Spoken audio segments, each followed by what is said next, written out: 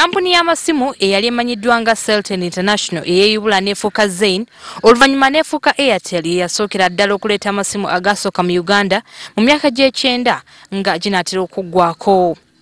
Kyali kisasamaza abantu nga buli wootuuka wonna gamba noga nti abantu bakugoberera ng'abantu bakugoberera olivaamu mu motoka ku Kampala road awo n'ogikwata ng'oyogera nga abantu batandika okulinga bakutumulira nga abamu bakugoberera okulaba oyogera ddala eno ssimu ddala. Mu kiseera ekyo gaali ga bbeeyi nnene nnyo era ng'atazitowa teyeetantala kugigula.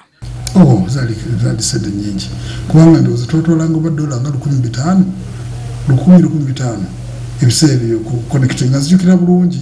Yaleeta essuubi mu bannayuganda nti kati tutuuse ku muwendo ogw'ensi yonna naffe tulinga ensi yonna ne tutandika okukubira abantu baffe ab'ebweru ne tutandika okubeera nga bizinesi oyinza n'ogikolera ku ssimu. Okuva essimu lwe zajja mu Uganda ne mawanga amalala abazikola bafubye nnyo okukyusa endabika yaazo era n'ebika bya Ericsson ekyasooka mu Uganda nga n'omuwendo gwabyo muzibu okumanya.